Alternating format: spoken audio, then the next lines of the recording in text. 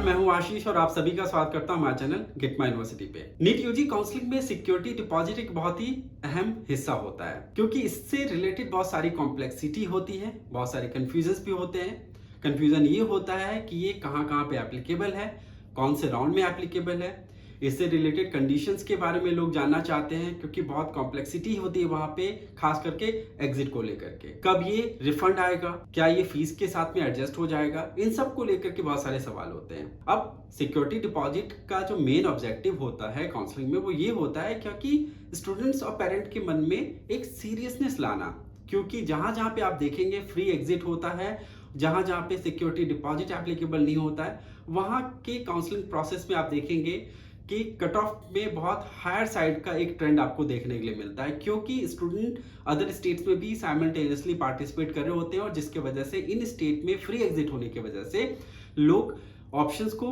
Opt तो जरूर करते हैं बट आगे कंटिन्यू नहीं करते हैं, जिसके वजह से जो मेरिट में सीरियस स्टूडेंट होते हैं लोअर डाउन द मेरिट, उनको अपॉर्चुनिटी आगे के राउंड्स में मिलती है और जिसके वजह से उनके मन में काफी कंफ्यूजन भी क्रिएट हो जाता है कि क्या आगे उनको मिल पाएगा या नहीं मिल पाएगा। तो इन स्टूडेंट्स के वजह से जो मेरिट हाई रहती है तो काफी एक फियर क्रिएट होता है और जिसके वजह से लोग एक्चुअली में सही डिसीजन ले नहीं पाते हैं और आउट ऑफ फियर कुछ ऐसा डिसीजन ले लेते हैं जिसके बाद उनको बाद में अफसोस होता है कि शायद काउंसलिंग को हम और बेहतर तरीके से समझ पाते तो शायद हमारे लिए एक बेहतर आउटपुट निकल करके आता। आप देखेंगे कि काउंसलिंग में जहां जहां पे सिक्योरिटी डिपॉजिट्स एप्लीकेबल है, खास करके उन राउंड्स में जहां पे फ्री एग्जिट नहीं होता है, वहां पे आप देखेंगे कि कट ऑफ बहुत एक नॉर्मल जो फिगर होता है वो आपको देखने के लिए मिलेगा। यानी कि ना तो बहुत ज्यादा हायर साइड पे, ना ही लोअर साइड पे, जो एक्चुअल है वो आपको दिखेगा। तो जहां जहां पे सिक्योरिटी डिपॉजिट एप्लीकेबल है वहां पे आप देखिएगा, खास करके जो राउंड्स में फ्री एग्जिट एप्लीकेबल नहीं है वहां पे काफी रियलिस्टिक आपको कट ऑफ देखने के लिए मिलेगा, क्योंकि स्टूडेंट्स को पता होता है कि अगर वो वहां पे सिक्योरिटी डिपॉजिट चूंकि दे रहे हैं और वो फॉरफिट हो सकता है अगर वो रिपोर्ट नहीं करेंगे। But at the same time आप ये भी देखिए, क्योंकि स्टूडेंट मल्टीपल स्टेट्स की काउंसलिंग में जाते हैं तो जिसके वजह से जहां जहां पे ये डिपॉजिट एप्लीकेबल होता है तो फंड ब्लॉक भी होता है आपका, और फंड को लूज करने का भी एक डर होता है मन में, क्योंकि आप ये श्योर नहीं होते हैं कि कहाँ पे आपको सीट मिलने वाली है, कहाँ पे नहीं मिलने वाली, तो आप किसी जगह पे अपनी अपॉर्चुनिटी को लूज भी नहीं करना चाहते हैं। तो इसके वजह से आपके फंड के ऊपर में एक तरह का क्वेश्चन मार्क लग जाता है कि क्या ये वापस आ पाएगा या हमें इसे लूज करना पड़ेगा। तो मुझे लगता है कि अगर आप काउंसलिंग को बेहतर तरीके से प्लान करेंगे, आप ट्रेंड को समझेंगे और मल्टीपल स्टेट्स में अप्लाई करने से पहले अपनी प्रोबेबिलिटी को इवैल्यूएट करेंगे, तो आप शायद उस कंडीशन में अपने सिक्योरिटी डिपॉजिट को सेफगार्ड करके चल सकते हैं। तो आज का ये वीडियो इसी टॉपिक के ऊपर में है कि सिक्योरिटी डिपॉजिट कौन कौन से ओपन स्टेट्स में एप्लीकेबल है और वहां पे क्या कंडीशंस प्रिवेल करती है, और ऐसे कौन से ओपन स्टेट्स हैं जहां पे सिक्योरिटी डिपॉजिट एप्लीकेबल नहीं होता है बट वहां पे उसके बिना कौन सा कंडीशन है जो कि इंश्योर करता है स्टूडेंट की इंटरेस्ट को सेफगार्ड करता है। तो इस वीडियो को आखिर तक देखिएगा और जानिएगा इस टॉपिक से रिलेटेड सारी महत्वपूर्ण जानकारी। वीडियो पसंद आए तो हमारे चैनल को लाइक, सब्सक्राइब और शेयर करना मत भूलिएगा। अब मैं आपको बताता हूं कि ओपन स्टेट्स जहां पे आप नॉन डोमिसाइल होकर के भी एलिजिबल होते हैं एडमिशन लेने के लिए, वहां पे कौन कौन से स्टेट्स हैं जहां पे ये सिक्योरिटी डिपॉजिट एप्लीकेबल होता है। इनमें स्टेट है उत्तर प्रदेश, हरियाणा, राजस्थान, उत्तराखंड, छत्तीसगढ़, मध्य प्रदेश, तमिलनाडु, केरला, बिहार और त्रिपुरा।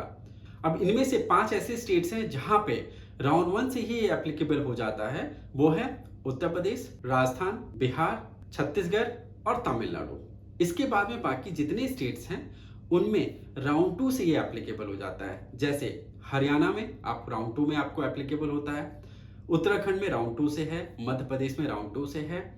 इसके बाद में त्रिपुरा में आपको राउंड 2 में देना पड़ता है, केरला में मॉप अप राउंड में ये एप्लीकेबल होता है। तो बाकी आप कंडीशंस अगर आप समझना चाहें कि उत्तर प्रदेश ही एक ऐसा स्टेट है जहां पे राउंड 1 से ही सिक्योरिटी डिपॉजिट फॉरफिट हो जाने की संभावना बन जाती है। क्यों? क्योंकि यहाँ पे अगर आपको कोई सीट मिलती है राउंड 1 में और आप रिपोर्ट नहीं करते हैं तो उस केस में आपका ये डिपॉजिट फॉरफिट हो जाएगा,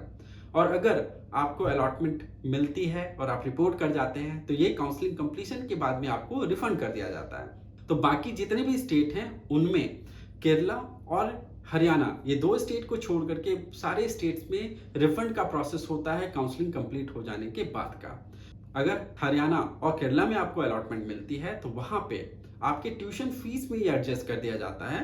और अगर आपको अलॉटमेंट नहीं मिलती है तो यहाँ पे भी काउंसलिंग प्रोसेस के बाद में इसे रिफंड कर दिया जाता है। तो ओवरऑल अगर आप देखें तो ये मोस्ट ऑफ द केसेस में राउंड 2 से एप्लीकेबल है, और राउंड 2 में ही सारे स्टेट्स में आप देखें कि फ्री एग्जिट का कोई प्रावधान नहीं है। यानी कि अगर आपको हरियाणा, बिहार, राजस्थान,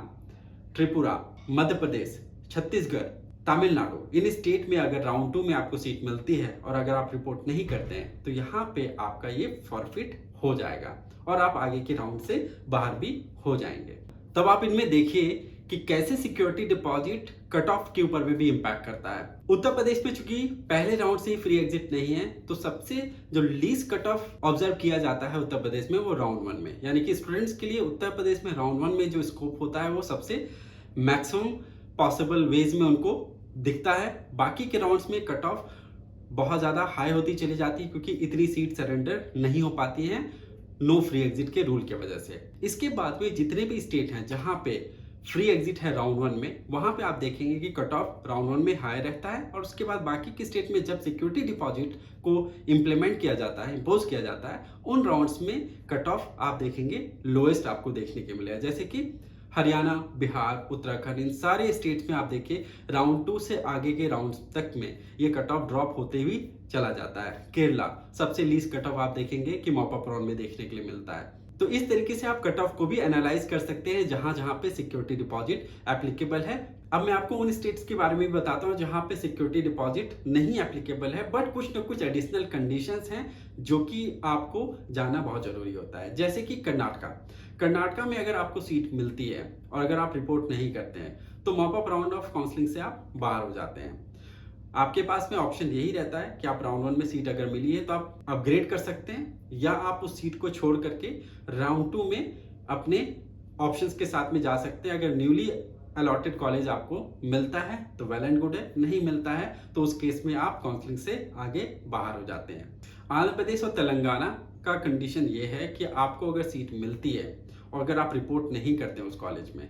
तो वो कॉलेज आपके आने वाले राउंड्स में आपके चॉइसेस से डिलीट कर दिया जाएगा। यानी कि अगर आपको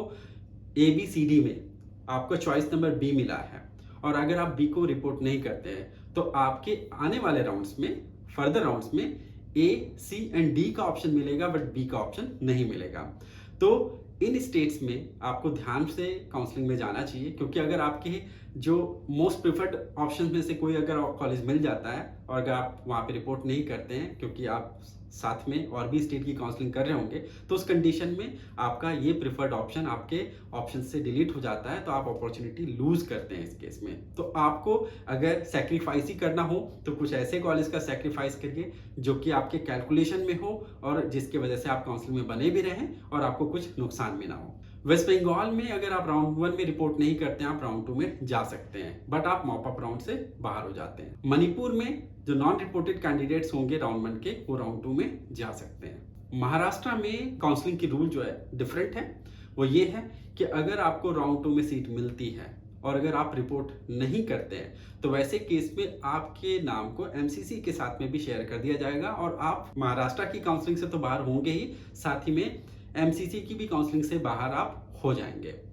झारखंड में नॉन रिपोर्टेड कैंडिडेट जो होंगे वो आगे पार्टिसिपेट कर सकते हैं राउंड 2 में। अब मैं आपको बताता हूं कि कट ऑफ का ट्रेंड उन स्टेट्स में कैसा रहता है जहां पे कोई भी सिक्योरिटी डिपॉजिट एप्लीकेबल नहीं है, बट कुछ ना कुछ एक्स्ट्रा कंडीशंस एप्लीकेबल है। जैसे कर्नाटका में राउंड 1 में आपको फॉर्म फिलिंग करना होता है, बाद में फॉर्म्स को ओपन नहीं किया जाता है, और जो स्टूडेंट राउंड 1 या राउंड 2 में एग्जिट लेके चले जाते हैं उनको मॉपअप में पार्टिसिपेट करने का मौका नहीं मिलता है, जिसके वजह से सबसे लीस्ट कट ऑफ जो ऑब्जर्व किया जाता है वो मॉपअप राउंड में। आंध्र प्रदेश और तेलंगाना में भी जो कंडीशंस होती है सिमिलर होती है, फॉर्म को रीओपन नहीं किया जाता है, और जो स्टूडेंट राउंड 1 में नहीं रिपोर्ट करते हैं तो उनके उस ऑप्शंस को जब डिलीट कर दिया जाता है तो उन कॉलेजेस में आप देखेंगे जहां पे बहुत हाई कट ऑफ रहता है इनिशियल राउंड में, वही मॉपअप राउंड तक जाते जाते बहुत लो कट ऑफ में बदल जाता है। तो इसी हिसाब से आप बाकी स्टेट में भी देखिए जहां जहां पे कुछ ना कुछ कंडीशंस अगर एप्लीकेबल हैं।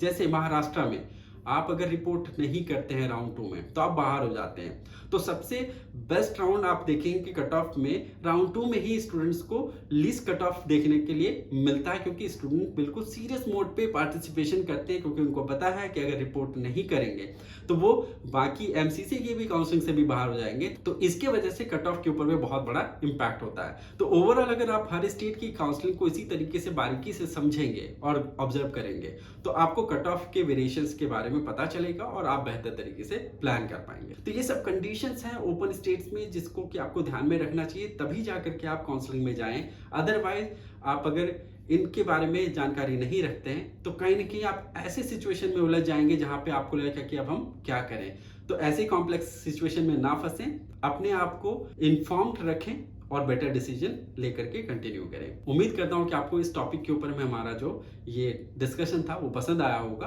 और इस तरह के और भी इंफॉर्मेटिव वीडियोस के साथ में आप हमारे साथ में जुड़े रहिए। पेड काउंसलिंग के लिए आप हमारे दिए गए नंबर पे हमें कांटेक्ट कर सकते हैं। Thank you for watching this video and wish you all the best.